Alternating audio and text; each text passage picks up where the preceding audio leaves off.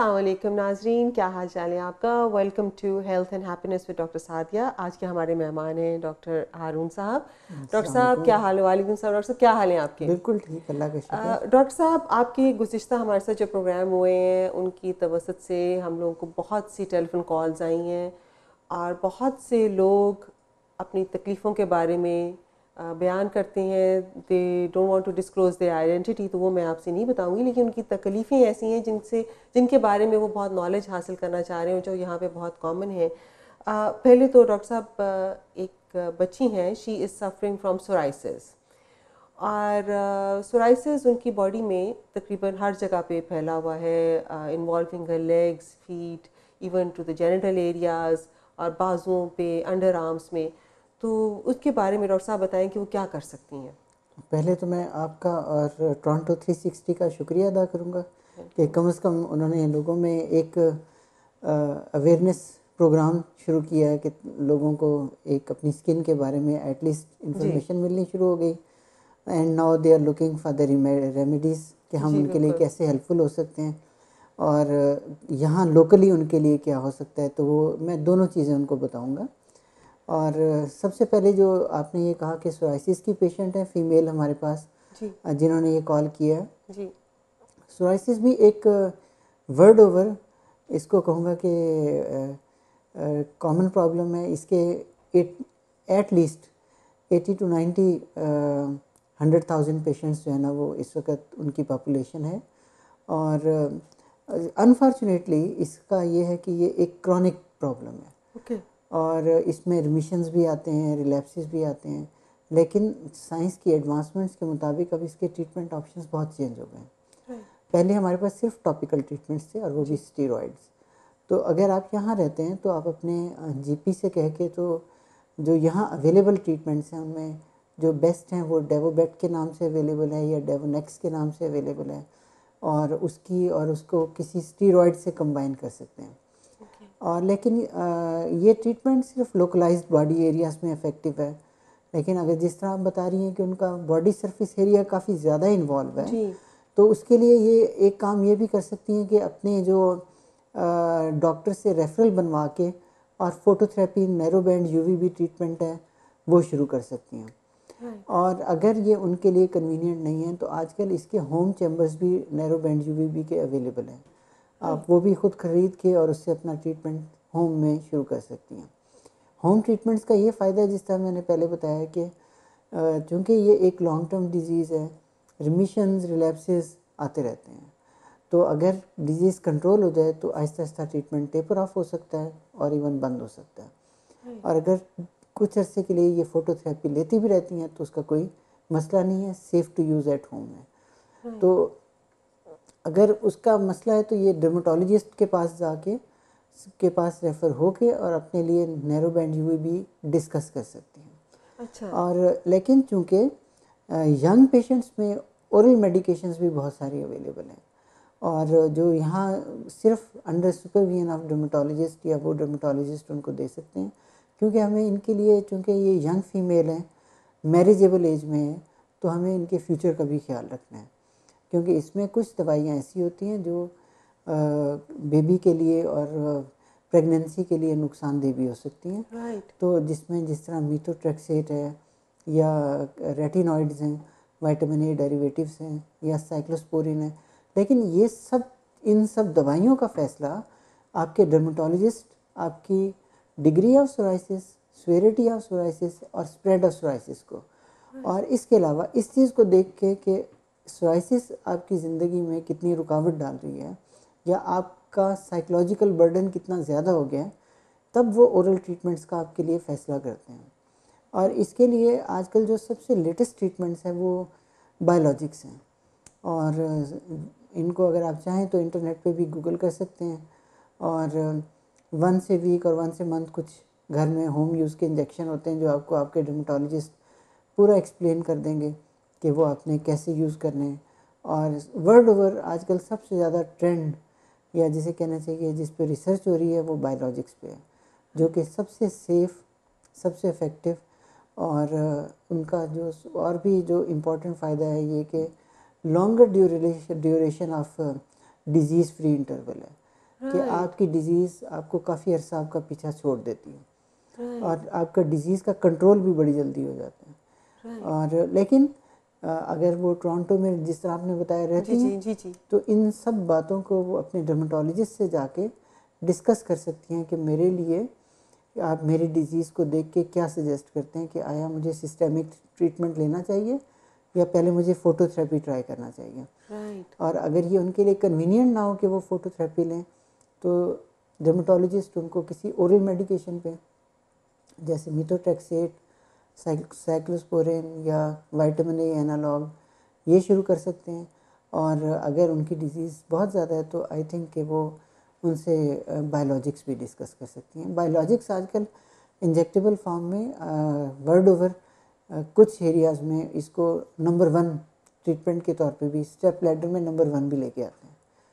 अच्छा डॉक्टर साहब, ये जो सोराइसिस है, जैसे आपने बताया कि इसकी फ़ोटोथेरेपी भी है, इसके लिए हमें बाय माउथ भी सिस्टमिक टैबलेट्स भी ली जाती हैं या दवाइयाँ भी दी जा सकती हैं, और आपने अभी बताया कि जैसे कि ये फॉर एवर ख़त्म नहीं होता, इसका ऑनसेट बार बार कभी हो सकता है, इंटरवल आ सकता है। Is that what I understand? जी यानी इट डजंट डिसअपीयर, अगर ये बॉडी में आ गया है तो इट विल स्टे देयर। जी, इसमें वो कुछ जो अब जो नई ट्रीटमेंट्स आई हैं उनसे ये कहते हैं कि जो duration of disease free interval है वो काफ़ी लंबी बढ़ जाता है, हो जाता है। और इवन अगर आप मेंटेनेंस थेरेपी पे रहते हैं और आपके डॉक्टर ये समझते हैं कि आपको ये दे सकते हैं, आप काफ़ी देर इस बीमारी से बचे रहते हैं। Right, but it starts basically due to dryness? नहीं, ये जो है ना, इसको आप कहते हैं कि पॉलीजेनेटिक डिजीज़ है। ये आम तौर पे मतलब जीन्स में चली आ रही होती है और फ्यू न्यू केसेस जो हैं वो भी अरप्ट होते रहते हैं। और लेकिन अब जो था पहले, इसके बारे में कंसेप्ट था कि ये जीन्स की वजह से है, लेकिन अब इसके बारे में ये हो गया कि ये कहते हैं कि ये ऑटोइम्यून डिजीज़ भी हो सकती है, क्योंकि ना सिर्फ ये स्किन को इन्वॉल्व करती है, ये नेल्स को भी इन्वॉल्व करती है और जॉइंट्स के लिए भी ये नोटोरियस है।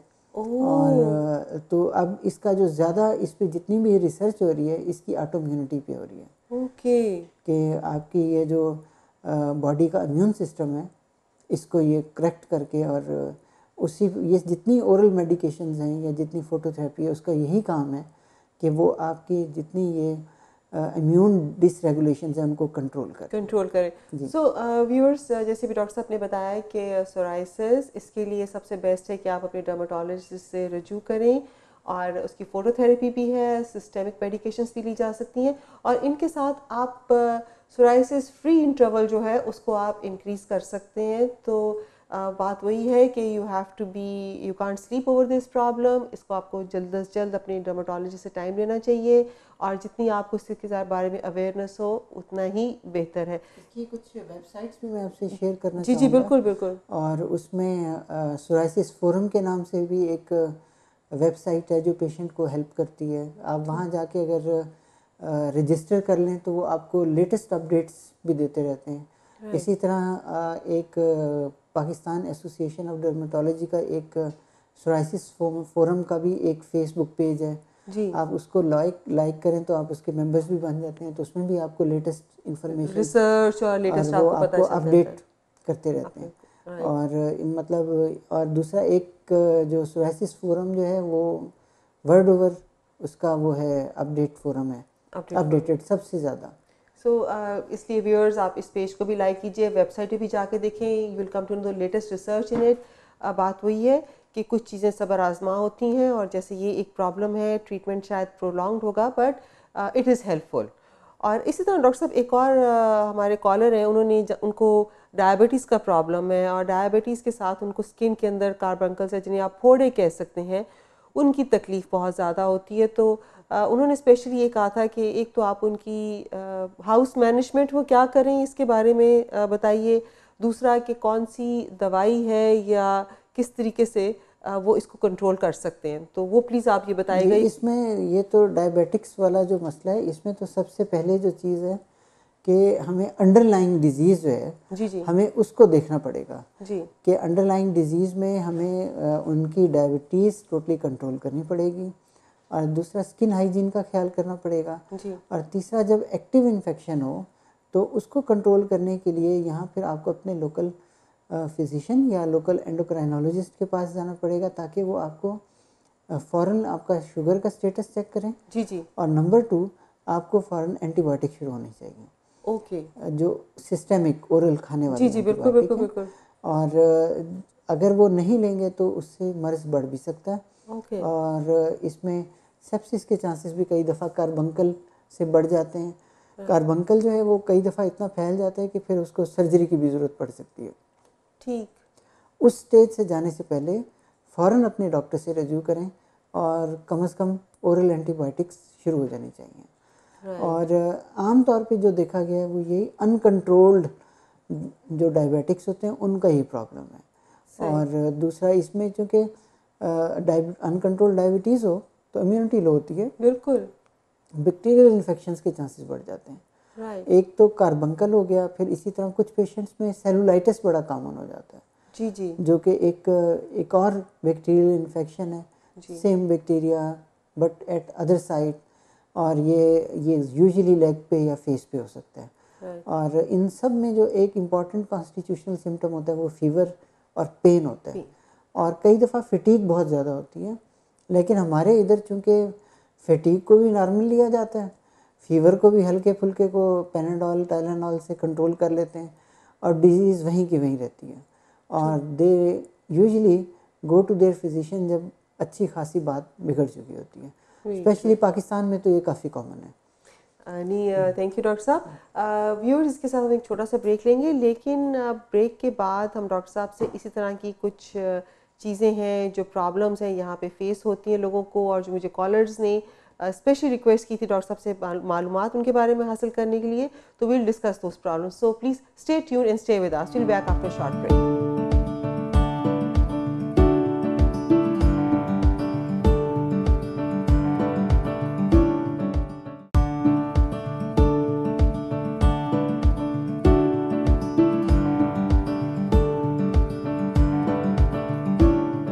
Welcome back viewers. जैसे डॉक्टर हारून साहब हमारे साथ मौजूद हैं, और आज मैं इनसे उन कंडीशंस या उन प्रॉब्लम्स के बारे में डिस्कस कर रही हूँ जिनके लिए मुझे बेतहाशा कॉल्स आई हैं। एंड आई कैन सी कि हम लोगों में कितनी स्किन प्रॉब्लम्स हैं जो कि हम लोगों से डिस्कस करते हुए घबराते हैं और अपने ऊपर ही अंदर ही लेके बैठ जाते हैं। डॉक्टर साहब, मुझे एक और यंग कॉलर हैं, मेल यंग कॉलर हैं, उनका मुझे बात हुई, और he was very much worried about the scars, acne scars थे उनके चेहरे के ऊपर। तो उन्होंने कहा था कि बहुत इलाज करवा रहे हैं, एक दो जगह से पीलिंग्स भी करवाई हैं उन्होंने, लेकिन वो जैसे गढ़े पड़े होते हैं स्किन के अंदर वो हैं। तो वो चाह रहे थे कि आप कुछ उसका भी इलाज बताइए। और साथ साथ डॉक्टर साहब, इसके बाद हम लोग आपसे बात करना चाहूँगी फंगल इन्फेक्शन, जो कि यहाँ पे बहुत कॉमन है। एक बुज़ुर्ग का फ़ोन आया, वो इस बारे में बहुत परेशान थे। तो ये तो दोनों चीज़ें जो हैं, ये प्लीज़ आप काइंडली पहले तो मुझे एक्नी स्कार्स का बताएं कि वो क्या करें अपने लिए। जी, इसमें पहले एक्नी स्कार्स तो एक लेट सीक्वेंस है। जी जी। इसका मतलब है कि उन्होंने अपनी एक्नी जब एक्टिव थी उसको ट्रीटमेंट की तरफ कोई तवज्जो नहीं दी। प्रॉबली हो या सकता हो है। सकता है कि वो इस उसमें रहे कि जी ये तो नॉर्मल पिंपल्स हैं जी और बिल्कुल। ये खुद ब खुद ठीक हो जाएंगे। जी जी। और बट उसका एंड रिज़ल्ट जो होता है वो ये मेल्स में स्पेशली वो डीप स्कार्स होते हैं। और मेल्स में ना सिर्फ फेस पे स्कार्स होते हैं, कई दफ़ा उनकी बैक भी स्कार से भरी हुई होती है। जी जी। और इसके लिए मैं आप सबको ये रिक्वेस्ट करूँगा कि जो ही एक्टिव एक्नी हो तो एक्टिव एक्नी के ट्रीटमेंट की तरफ फ़ौरन तवज्जो करें। और इसके लिए शुरू में ही, जिस तरह अगर किसी की स्ट्रॉन्ग फैमिली हिस्ट्री है एक्नी की, तो इसमें टॉपिकल ट्रीटमेंट्स के साथ सिस्टेमिक ट्रीटमेंट्स पे भी ज़रा तवज्जो देनी चाहिए। और आम तौर पे वो जिसे कहते हैं कि घरेलू टोटके उस वक्त तक यूज़ होते रहते हैं जब तक स्कार्स डीप ना हो जाए। और इसके लिए आप ज़रूर घरेलू टोटके इस्तेमाल करें, लेकिन अपने फिजिशियन और अपने डर्मेटोलॉजिस्ट के पास ज़रूर जाएं, ताकि आपकी एक्नी इतनी स्वेयर ना हो तो कि उससे निशान पड़े। इसी तरह कुछ फीमेल्स को, और जो यंग गर्ल्स होती हैं और कुछ बॉयज़ ऐसे होते हैं, दे आर वेरी एंशियस जी कि वो एक दाना दिखते ही पहले इसको तोड़ते हैं जी बिल्कुल। और तोड़ के उसका एक निशान बनाते हैं। ट्रू। तो उसको मैं हमेशा कहता हूँ कि ये अपने हाथ से अपने पाँव पे कुल्हाड़ी मारना, ओके। कि आप जो दाना तोड़ते हैं तो जब भी वो हील होगा तो कोई ना कोई निशान ज़रूर छोड़ेगा, राइट चाहे वो in the form of scar हो, चाहे वो इन द फॉर्म ऑफ एक पिगमेंटरी स्पॉट हो। राइट इससे भी एहतियात करें, परहेज़ करें कि दानों को तोड़ना नहीं है। ठीक और सिस्टेमिक ट्रीटमेंट्स उस पर ज़रूर तवज्जो करें। और स्पेशली जो यंग गर्ल्स होती हैं उनमें भी कई दफ़ा अंडरलाइन कोई हार्मोनल एबनॉर्मेलिटी होती है, कोई पीसीओ होता है या हार्मोनल चेंज होता है, कम से कम वो एक दफ़ा जाके अपने डर्मेटोलॉजिस्ट से मशवरा ज़रूर कर लें। ठीक अब जो जिस तरह मेल में अगर एक्नी ख़त्म हो गई है तो एंड अप रिज़ल्ट स्कार्स का है। डीप स्कार्स और हैं बिल्कुल डीप स्कार्स के लिए निपटने के लिए पहले हमारे पास बहुत कम ऑप्शंस थे, जी तो अब हमारे पास जो एडवांसेस इन डर्मेटोलॉजी में बहुत सारे ऑप्शंस हैं। अगर किसी को क्विक ऑप्शन चाहिए तो हम उसमें फिलर यूज़ कर लेते हैं और उससे बहुत क्विकली जो है ना पेशेंट के ये डीप स्कार्स फिल इन हो जाते हैं। ओके और यहाँ भी वो इवन टोरंटो में भी अवेलेबल हैं ये fillers with the name of Belafill और with the name of Belotero, जो कि हम सुपरफिशियल और डीप स्कार्स में इजीली आपके डर्मेटोलॉजिस्ट इंजेक्ट कर सकते हैं। और इसमें परमानेंट सोल्यूशन में कई दफ़ा इंजेक्टेबल सिलिकॉन्स भी बड़ा यूज़ होता रहा है। और इसके अलावा जो डीप स्कार्स में जो सबसे इम्पॉर्टेंट चीज़ है कि बहुत 2-3 ट्रीटमेंट मिक्स करने पड़ते हैं। जी कोई एक ट्रीटमेंट डीप स्कार्स के लिए सफिशिएंट नहीं होता। और उसमें जिस तरह है कि कुछ पेशेंट्स में इनिशियली हम लेजर्स कर लेते हैं, जी लेकिन कुछ पेशेंट्स जो इसमें हम लेज़र यूज़ करते हैं उसमें थोड़ा डाउन टाइम होता है। राइट और इसमें स्पेसिफिकली एक micro needle RF with the name of इन्फिनी, और वो इधर भी अवेलेबल है और वो यूज़ होता है। या laser resurfacing, fractional resurfacing use होती है, चाहे वो कार्बन डाइऑक्साइड हो, चाहे अर्बियम हो या फ्रैक्सल लेज़र हो। लेकिन अब एक लेज़र डीप स्कार को ठीक नहीं कर सकता, उसके लिए आपको 2-3 डिफरेंट टाइप ऑफ लेज़र्स एक ही सेशन में कंबाइन करने पड़ते हैं कि उसी सेशन में आप पेशेंट को फ्रैक्सल लेज़र भी करें, उसी में माइक्रोनीडल आरएफ भी करें और उसी में कोई तीसरा लेज़र भी ऐड कर दें। कुछ पेशेंट्स होते हैं जो डाउन टाइम लेना पसंद नहीं करते या जिनको डर लगता है कि क्योंकि इन लेज़र्स के साथ आपको 3-4 दिन स्किन रेड भी रहती है और अगर आप काम कर रहे हैं तो आप ये रेडनेस नहीं ले सकते। सही डॉक्टर और उन पेशेंट्स के लिए फिर डिफरेंट ट्रीटमेंट ऑप्शन हो जाती है, डिफरेंट लेज़र्स आ जाते हैं। और इन लेज़र्स में आमतौर पे अगर ज़रा सी बेएहतियाती हो जाए तो उनमें फिर पोस्ट इन्फ्लेमेटरी हाइपर पिगमेंटेशन का बड़ा डर होता है। तो आप हमेशा अपने डॉक्टर्स जो आपके लिए लेज़र कर रहे हो उनसे उनसे इस लेज़र का एक्सपीरियंस ऑन डार्क स्किन ज़रूर पूछें। तो ये डॉक्टर साहब वैसे बताइए कि जैसे अब ये लड़कों में, जैसे मैं आपसे जी बात करी थी, हमारे जो पेशेंट हैं ये भी मेल हैं और ही इज़ रियली अपसेट वो डीप स्कारिंग डीप की स्कार वजह से। तो इज़न्ट इट बेटर डॉक्टर साहब कि अगर एक्नी सेटल डाउन हो गई हुई है तो उन डीप स्कार्स के लिए फिर जैसे आप बता रही हैं फिलर्स का यूज़ किया जाए, क्योंकि अब लेज़र से ये तो डर ही इस लग रहा है। नहीं नहीं डरने की बात नहीं है, क्योंकि यहाँ जो डर्मेटोलॉजिस्ट हैं आम तौर पे वो उनका एक्सपीरियंस ज़्यादा होता है फेयर कम्प्लेक्शन पे। उनके सही ज़्यादा पेशेंट्स जो होते हैं वो टाइप 2 स्किन के होते हैं, उनमें पोस्ट इन्फ्लेमेटरी हाइपर पिगमेंटेशन का डर कम होता है। तो लेकिन अगर आप उनसे पूछेंगे कि if you are experienced in darker skin types, जी तो अगर वो कहें हाँ यस आई हैव, तो देर इज़ नो हार्म, कि उनको पता होगा कि मैं ये सेटिंग्स इजीली आपके लिए यूज़ कर सकता हूँ। ओके और उसमें एक बात और याद रखें कि अगर आपके डॉक्टर आपको 5 या 6 सेशंस रिकमेंड कर रहे हैं तो आप उनसे ये भी कह सकते हैं कि जी मैं I am happy to take another 2-3 sessions but without any down time या विद मिनिमल डाउन टाइम और minimal side effects. It is always safer कि आप लेज़र इंटेंसिटी थोड़ी सी लो कर लें, उसके ठीक बदले 2 सेशन एक्स्ट्रा ले लें, तो I think it's worth it. It's worth it. अब कुछ पेशेंट्स आजकल जिस तरह और भी कुछ ट्रीटमेंट्स हैं जो बहुत पॉपुलर हैं और कुछ पेशेंट लेज़र्स नहीं करना चाहते, तो फिर उनके लिए जो ट्रीटमेंट है वो दैट इज़ डर्मा रोलर, जो कि यहाँ कॉमनली यूज़ होता है, या डर्मा पेन। और ये बेसिकली इसमें ये होता है कि ये मिनिमली इन्वेसिव ट्रीटमेंट है, माइक्रो नीडल्स होती हैं, नो लेज़र, क्योंकि कुछ लोग लेज़र के नाम से खौफज़दा हो जाते हैं। बिल्कुल अच्छा आपने जी सही कहा, बिल्कुल सही लेज़र कहा। नहीं करना, कुछ और बता दें। हाँ बिल्कुल सही कहते हैं। हालांकि डर्मा रोलर भी उतना ही ज़ख्मी करता है, डर्मा पेन भी उतना ही ज़ख्मी करता है। ओके। और बस इसका एक दिन डाउन टाइम कम है ज़रा, उसका एक दिन ज़रा ज़्यादा होगा। राइट। तो लेकिन इसका भी काफ़ी अच्छा बेनिफिट होता है। राइट। और इसको अगर हम कुछ डॉक्टर्स प्रेफर करते हैं कि इसको कंबाइन कर लें विद पीआरपी और विद द फिलर्स, तो उससे इसका रिज़ल्ट और बेहतर हो सकता है। अब ये सारी चीज़ें जो डिपेंड करती हैं कि अगर हम पेशेंट को एक नज़र देख लें क्या किस और तरह से। लेकिन ये ट्रीटमेंट ऑप्शंस जो है ना वो अवेलेबल हैं यहाँ। राइट। और वो इजीली अपने डर्मेटोलॉजिस्ट से ये सारे ट्रीटमेंट ऑप्शंस डिस्कस करके, तो जो उनके लिए बेस्ट होगा तो वो डॉक्टर उनको सजेस्ट करते हैं। जस्ट तो व्यूअर्स, मैंने जिस तरह से ये जो हमारे थे कॉलर थे और उनको जैसे प्रॉब्लम थी एक्नी स्कार्स की, डॉक्टर साहब ने बताया कि it's not only one way but there are many ways to treat it, जिसमें फिलर्स के साथ भी है, लेजर्स के साथ भी है, फिर माइक्रो नीडल्स भी है। आई एम श्योर कि इससे फ़र्क तो डॉक्टर साहब काफ़ी पड़ता होगा इन ट्रीटमेंट्स के बाद। यानी अगर आप 100% है तो प्रॉबली 80% तो डॉक्टर साहब ठीक हो जाते हैं। मैं फिर सेफर साइड पे रहना पसंद करूँगा। ठीक है कि आई विल से कि 60 to 70% भी ठीक हो जाए तो डीप एक्नी स्कार्स के पेशेंट बहुत खुश हो जाते हैं। तो वो भी बहुत फ़र्क पड़ता है डॉक्टर साहब। अगर आपका किसी के 50 से 60% भी कम हो जाए तो वो जो आप सुबह उठ के अपने आप चेहरे को देख के परेशान होते हैं कि डीप एक्नी स्कार्स हैं, और इन चीज़ों से होना तो नहीं चाहिए, लेकिन हम लोग खुद अपने लोग तो शायद इतना नोटिस नहीं करते, हम शायद खुद ज़्यादा अपने आप को नोटिस करते हैं। एक्चुअली इनफैक्ट ये बोथ द वेज है। हाँ। कई दफ़ा एक्नी स्कार्स के पेशेंट्स को दिन में एक बंदा रिमाइंड ज़रूर करा देता है कि यार तेरे स्कार्स बड़े डीप लग रहे हैं आज। हाँ ठीक है। और कई दफ़ा शीशा बंदे को कॉन्शियस ज़्यादा कर देता है। बिल्कुल कई सही दफ़ा है। मेल पेशेंट्स इस पे कोई ख़ास तवज्जो नहीं देते।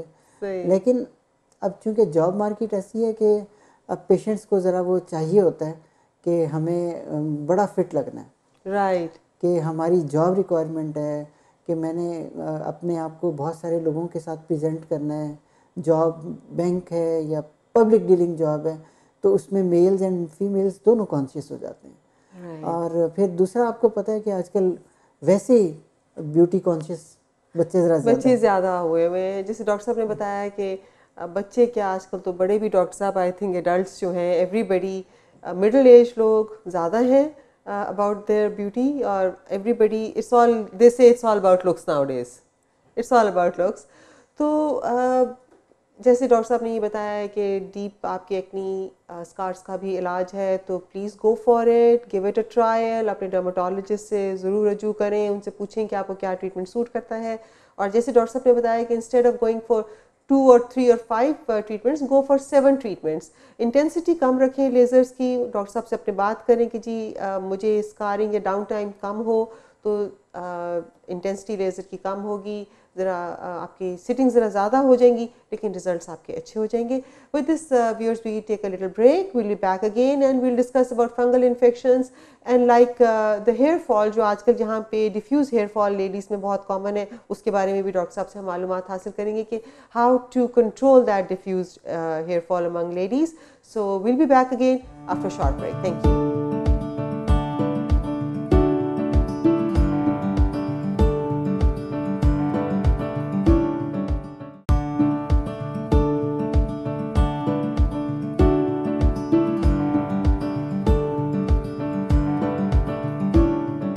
Welcome back viewers. जैसे हम पिछले सेगमेंट में डॉक्टर साहब से बात कर रहे थे, इन्होंने हमें डीप एक्नी स्कार्स के ट्रीटमेंट का बताया, और इस सेगमेंट में हम डॉक्टर साहब से बात करेंगे फंगल नेल इन्फेक्शंस का। डॉक्टर साहब, मुझे एक और फ़ोन आ रहे थे आजकल आपकी इसके बाद तो कॉल्स का तांता बंद गया, लोगों को प्रॉब्लम्स जो हैं वो डिस्कस करना चाह रहे हैं, आपसे पूछना चाह रहे थे। तो उनमें से बहुत से लोग, एक तो जो नेल फंगल इन्फेक्शंस होते हैं, और मोस्ट इम्पॉर्टेंट इज़ कि जो हमारी यहाँ पे ख़वातीन आती हैं, पाकिस्तान से आती हैं, मर्द हजरात, ख़वातीन हजरात, उनके बाल बहुत गिरते हैं, जिसे हम डिफ्यूज़ हेयर लॉस कहते हैं।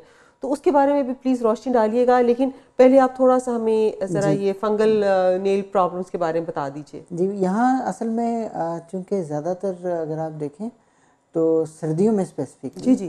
कि वेदर की वजह से हमें ज़्यादा देर प्रोलॉन्ग शूज़ पहनने पड़ते हैं और सॉक्स पहननी पड़ती हैं। और अक्सर ये होता है कि नहाने के बाद हमारी आदत है कि फटाफट पहला काम करते हैं कि बग़ैर उंगलियों को और पाँव को सुखाए सॉक्स चढ़ा लेते हैं ट्रू। और फ़ौरन जूते पहन लेते हैं।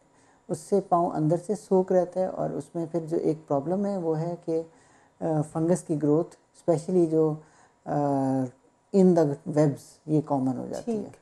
और उसको ट्रीटमेंट करने के लिए लकीली यहाँ ओवर द काउंटर बहुत सारी medicine with the name of Lamisil और with lotions over the counter भी काफ़ी अवेलेबल होते हैं, जो कि आपको फार्मासिस्ट खुद बता सकते हैं।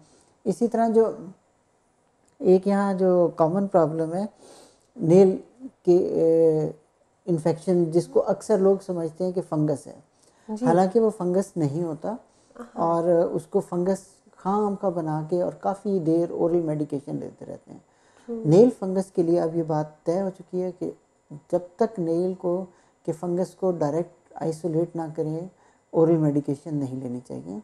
और यहाँ topical medication in the form of nail paints for the nail fungus is available luckily and it is as effective as oral medication. तो आप अपने डर्मेटोलॉजिस्ट से कहें कि मेरा जो है, अगर उनको शक है तो पहले नेल कल्चर कर लें और तब तक आप उनसे टॉपिकल मेडिकेशंस लें, क्योंकि सारे जो नेल की खराबी की वजह नेल फंगस नहीं नेल फंगस होती है। नेल ट्रॉमा भी उसी तरह का होता है जी। और उसका जो डिस्कलरेशन होती है वो बिल्कुल वैसे ही लगती है जिस तरह नेल फंगस होता है। तो डॉक्टर साहब थोड़ा सा आप ये बता दीजिएगा, क्योंकि जो कॉलर्स जो मुझसे पूछ रहे हैं, मे बी वो जिसको नेल फंगस समझ रहे हैं, उसका क्या निशानी क्या होगी अगर हम कहेंगे कि ये नेल फंगस है? Just a common person thing. एक तो ये होता है कि नेल फंगस यूजुअली एक या दो नेल्स पे इन्वॉल्व होता है। ओके। और टो नेल जो है ना कॉमनली इन्वॉल्व होता है, हैंड्स पे बहुत कम होता है अनटिल अनलेस आपके पास ऐसे इन्फेक्टेड पेट्स हों। तो इसके अलावा जो सबसे ये जो टो नेल जो है ना वो, लेकिन हमें ये बात भी याद रखना चाहिए कि टो नेल को जो है ना सबसे कॉमन जो साइट ऑफ ट्रॉमा है वो टो नेल है, कि चलते फिरते प्यार से ठुड्डे मारते रहते हैं।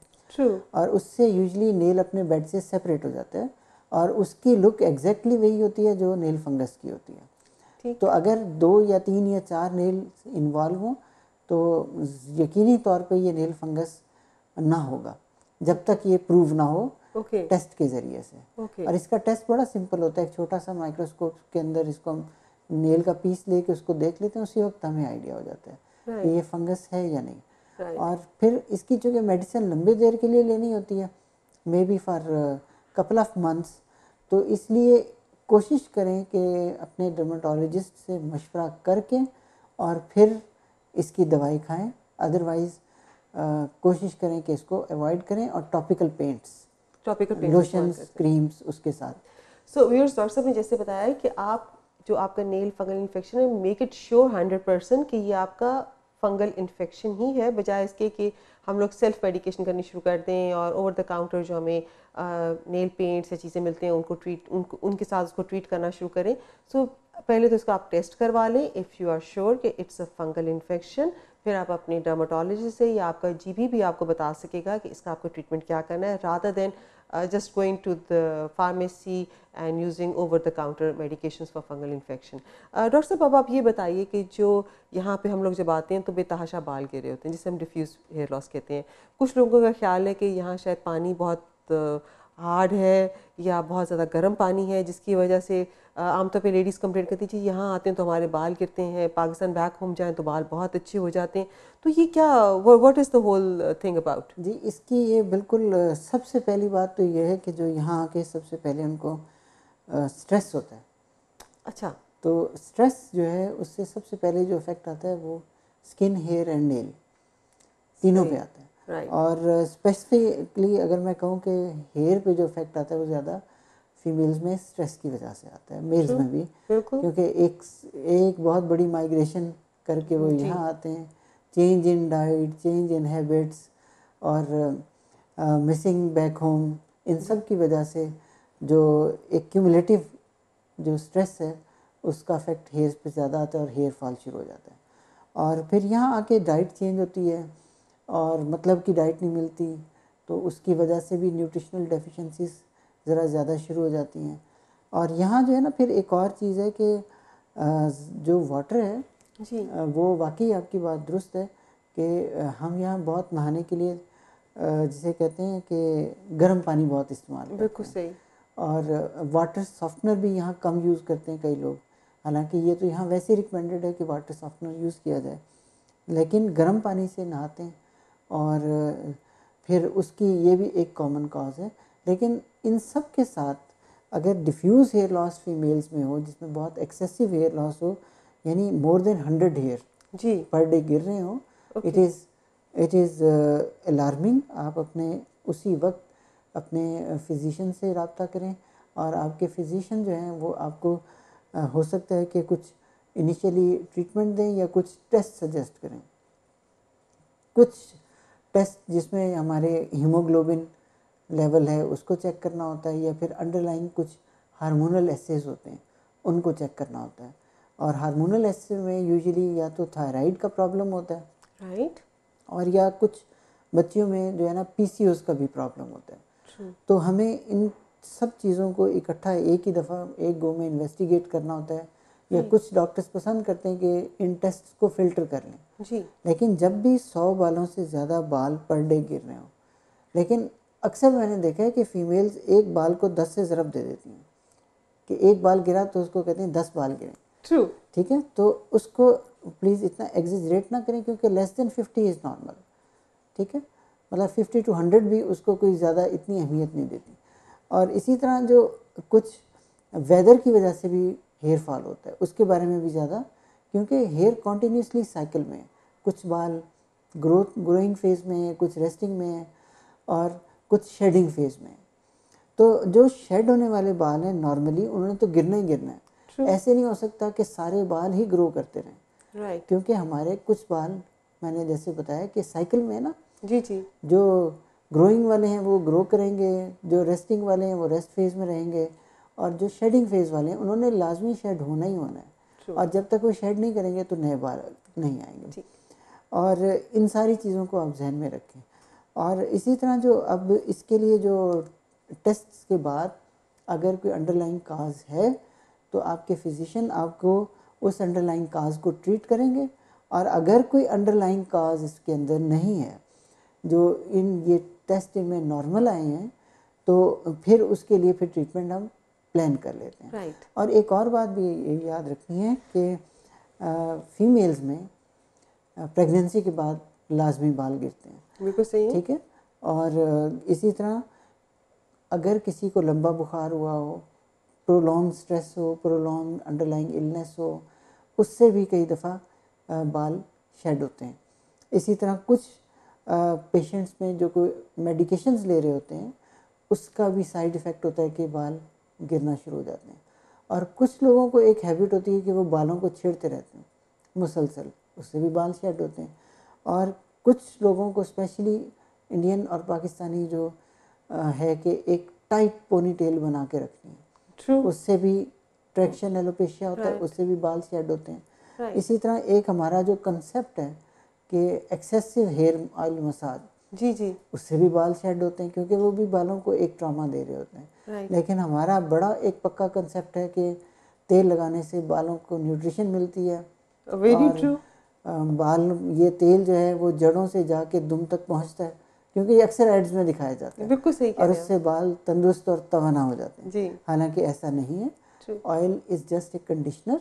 आप इसको वंस ए वीक या आफ्टर 15 डेज भी यूज़ करें तो जस्ट एक कंडीशनर, ठीक। Just like any other conditioner. Right. और अगर आपको लग रहा है कि ये सारी चीज़ें आपकी ठीक हैं, तो आपके लिए अंडरलाइंग जो काजेज़ नहीं है, तो इसको फिर हम कहते हैं idiopathic diffuse hair loss. Right. और इसके लिए जो ट्रीटमेंट है उसमें पहले हम जो न्यूट्रिशनल डेफिशिएंसी उसको करेक्ट करते हैं, या फिर टॉपिकल ट्रीटमेंट्स। और टॉपिकल जो है सबसे कॉमन जो यहाँ over the counter available product है वो मैनॉक्सिडिल है। ओके।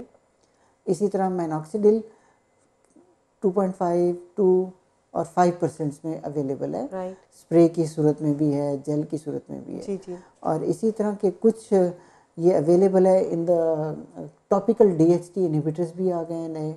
और इसके अलावा आजकल जो सबसे ज़्यादा इन ट्रीटमेंट जो फीमेल्स में है for diffuse hair loss, that is PRP। Okay. ठीक है, उसको हम प्लेटलेट रिच प्लाज्मा कहते हैं, उसके साथ कुछ ग्रोथ फैक्टर्स ऐड करके या प्लेन उनको हम दोबारा पेशेंट का ब्लड लेते हैं, पहले उससे प्लाज्मा और प्लेटलेट एक्सट्रैक्ट करते हैं जी। और उसके बाद उसमें एक्टिवेटर्स ऐड करके उसको दोबारा इंजेक्ट कर देते हैं स्किन ऑफ द स्कैल्प में। और अगर ये इनिशियल स्टेजेस में स्पेशली फीमेल्स में इसको यूज़ किया जाए तो ये काफ़ी हेल्पफुल होता है। और लेकिन again it's not a magical, इसके साथ आपको टॉपिकल माइनॉक्सिडिल भी यूज़ करना पड़ेगा, टॉपिकल डीएसटी इनहिबिटर्स भी यूज़ करने पड़ेंगे। और पीआरपी का एक ट्रीटमेंट नहीं होता। अक्सर लोग समझते हैं कि एक दफ़ा करवा के बाल हमेशा के लिए जी बिल्कुल पक्के हो जाएं, ऐसा नहीं है। इसके लिए कम से कम 5 to 6 ट्रीटमेंट समय चाहिए होते हैं और जिसका जो इंटरवल होता है वो 1 month, 1 week apart, 1 month sorry 1 month apart एक ट्रीटमेंट करते हैं। और इसी तरह जो है ये इसका काफ़ी बेनिफिशियल इफेक्ट होता है। डॉक्टर साहब, is it a painful treatment?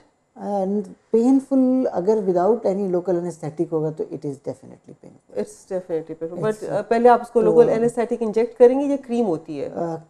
आमतौर पे I prefer to give a nerve block. अच्छा, कि हम नर्व ब्लॉक यूज़ कर लें तो उसके साथ ये फिर बड़ा पेन फ्री हो जाता है। इनिशियल 2-3 प्रिक्स जो हैं वो पेनफुल होते हैं right for the nerve block, फिर उसके बाद जो है ये बड़ा पेन फ्री हो जाता है क्योंकि इसमें मल्टीपल प्रिक्स है ना। जी जी, अराउंड मतलब आप समझ लें कि 50 to 70 प्रिक्स तो कहीं नहीं गए। ओके तो इतने प्रिक्स लेने से बेहतर है कि हम थोड़ा सा नर्व ब्लॉक के 2-3 प्रिक्स ले लें जी, तो उससे आप पेन फ्री हो जाते हैं। ओके। अगर पेन फ्री ट्रीटमेंट होता है तो पेशेंट आराम से वापस आ जाता है। जाहिर बात है डॉक्टर साहब, अब वो सर पे स्कैल्प पे इंजेक्शन, हालांकि दे आर वेरी टाइनी। जी जी, सबसे दुनिया की पतली नीडल और छोटी नीडल इसके लिए यूज़ होती है। सो इसका प्रोसीजर जो आई अंडरस्टैंड इसके प्रॉब्ली पहले आप ब्लड लेते हैं पेशेंट का, फिर उसी को आप सेंट्रीफ्यूज करेंगे, फिर जब उसको सेंट्रीफ्यूज करेंगे तो उसके अंदर साथ आप कुछ ग्रोथ फैक्टर्स डालेंगे फॉर द हेयर ग्रोथ, यानी यू विल एनरिच इट ताकि वो फिर जब आप उसको दोबारा स्किन में लगाएं तो इट शुड एनहांस द। और इसके आपने जैसे बताया इसकी भी एक महीने के बाद कितनी सिटिंग्स होती हैं डॉक्टर साहब इसकी? डिपेंड करता है कि आपका हेयर लॉस कैसा है जी और आपका रिस्पॉन्स कैसा है। ओके, तो रफली 6 to 8 sessions are required right initially, और फिर उसके बाद मेंटेनेंस भी आपको करनी होती है कि 3-4 महीने बाद फिर एक दफ़ा एक सेशन ले लें ताकि आपके जो हेयर ग्रोथ है वो मेंटेन रहे। Right, PRP is a good treatment, बड़ा इसका आजकल चर्चा है। जी जी, और इसको ना सिर्फ हम स्कैल्प के लिए यूज़ करते हैं हेयर लॉस के लिए, बल्कि ये और फेस के लिए भी बड़ा यूज़ होता है। ओके, और इसका एक बड़ा पॉपुलर नाम मतलब ये यूज़ होता है यहाँ भी और बाहर भी with the name of vampire facial. जी बिल्कुल, या इसको वैम्पायर फेस लिफ्ट भी कहते हैं क्योंकि इसमें आपका अपना ब्लड चूँकि निकाल के दोबारा जी उसको री इंजेक्ट करते हैं, जी, तो इसलिए इसका नाम जो है वर्ल्ड ओवर वैम्पायर फेशियल भी है। और मतलब कुछ लोग इसको बड़ा सेफ ट्रीटमेंट समझते हैं कि जी आपकी अपनी चीज़ वापस आपको लग रही है और यही ग्रोथ फैक्टर्स हैं। तो कुछ लोग इसका रिज़ल्ट बड़ा पसंद करते हैं कि जी हमने कोई फॉरेन बॉडी नहीं लगवाई, हमने अपना खून, अपना ही प्लाज्मा जो है प्लाज्मा जो वो है उसके उसको अंदर री इंजेक्ट किया है। और specially it's good for dark circles और for facial rejuvenation, for neck rejuvenation and hand rejuvenation. बहुत अच्छा ट्रीटमेंट है। थैंक यू डॉक्टर साहब। सो नाजरीन, with this we come to the end of our program. Doctor साहब ने हमें बहुत ज़्यादा एजुकेट किया। पहले तो उन्होंने हमें बताया कि जो फंगल नेल इन्फेक्शन है उसको किस तरीके से ट्रीट करना चाहिए, फिर जो डिफ्यूज़ हेयर लॉस है जो आजकल की प्रॉब्लम है, यहाँ पे भी, पाकिस्तान में भी है, कनाडा में भी है, बल्कि I think it's world wide. और प्लीज़ एक ही याद रखिए कि अगर आपके बाल 100 से ज़्यादा गिर रहे हैं तो then that is something to be worried about, right doctor साहब?